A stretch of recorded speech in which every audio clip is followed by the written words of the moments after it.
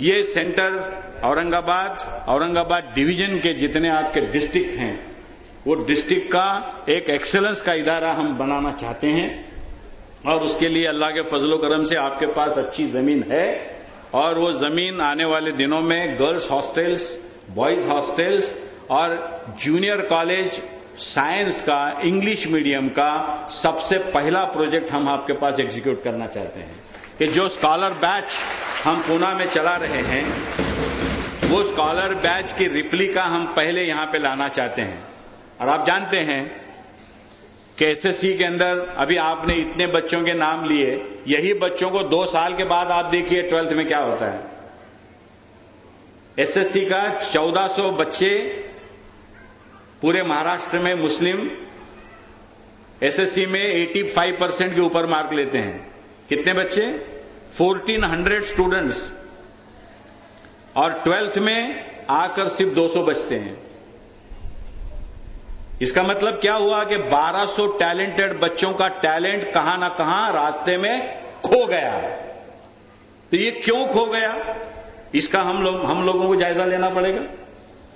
और जब तक हम ये जायजा नहीं लेंगे, तब तक हम इस बीमारी को एड्रेस नहीं कर पाएंगे।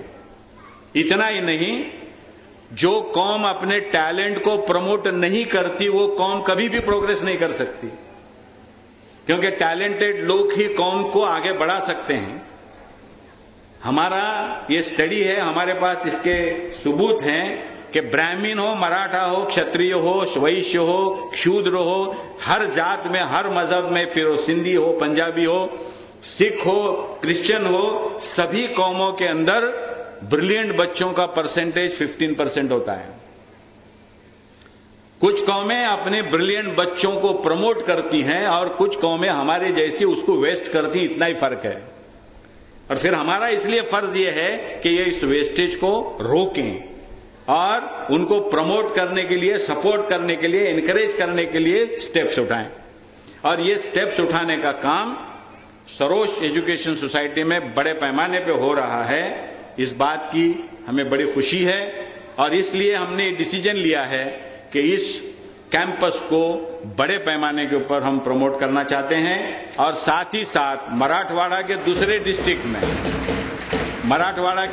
डिस्ट्रिक्ट प्लेस में भी अगर अच्छे इदारे के लोग आगे बढ़ते हैं, उनको भी हम अंग्रेजी मीडियम की स्कूल की बेहतरीन इमारत बनाकर हम देना चाहते हैं। हमारा इन्वॉल्वमेंट सिर्फ गाइडेंस का होगा, हमारा इन्वॉल्वमेंट सिर्फ आप लोगों को कैसा प्रमोट करना इसके लिए होगा, क्योंकि हमारा ये अकीदा है कि बॉम्बे के लोग आकर औरंगाबाद में काम करें, बॉम्बे के लोग आकर नागपुर में काम करें, पूना के लोग आकर औरंगाबाद में काम करें, ये अननेचुरल है, ये नेचुरल नहीं है। यहाँ के लोग काम करें और बाहर के लोग आकर उनको सपोर्ट करें, ये नेचुरल है। और जहां पे नेचुरल एक्शन होती है, वहां पे रिजल्ट जल्दी आते हैं।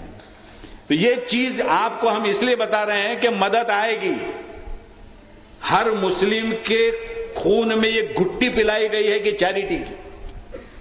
आप समझ लें कि चैरिटी ये हमारे खून में है, और आप सिर्फ ये देखें कि उस चैरिटी के फीलिंग्स को प्रमोट करने के लिए हालात पैदा करें।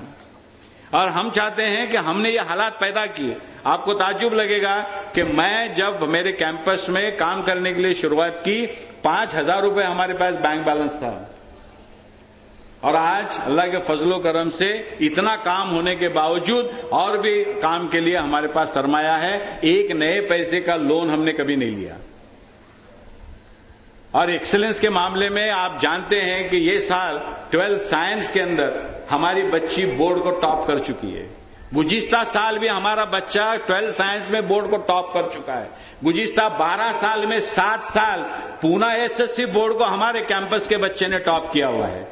एसएससी का रिजल्ट, 12th के रिजल्ट, ये सारे रिजल्ट आपके सामने ये बात बताते हैं कि हर कौम के अंदर टैलेंट है। उस टैलेंट को प्रमोट करने के लिए प्लान तरीके से, कंटिन्यूअस बेसिस पे कमिटेड लोग और ऑनेस्ट लोगों की जरूरत है। ऐसे लोग औरंगाबाद में डजनों से पैदा हो, इस दुआ के साथ मैं आपके रजा ले रहा हूं। जय हिंद। सरदार साहब, इतने बेहतरीन अंदाज में आपने हमारी रहनुमाई की। आपने फरमाया कि Saroj educational and welfare society में नौजवानों को भी शामिल किया जाए। तो मैं आपसे ये कहना चाहता हूँ कि इस सोसाइटी के सदर जनाब मोहम्मद ख्वाजा मोइनुद्दीन ही इस वक्त पीरी की उम्र को पहुंच रहे हैं। बकिया जितने भी मेंबर्स हैं अल्हम्दुलिल्लाह सब नौजवान हैं और औरतें ख़वातीन भी इस ट्रस्ट में ज़रूर हैं, लेकिन जैसा आपने फरमाया कि एजुकेशन में और बच्चों की तरबियत में उनका हिस्सा होना चाहिए, इंस्टीट्यूट्स को उन्होंने देखना चाहिए। तो इंशाअल्लाह आपकी ये बात हमारे सर आंखों पर आइंदा जब यहाँ आप तशरीफ़ लाएंगे तो ये कमी भी आपको पूरी हो गई है ऐसा महसूस होगा।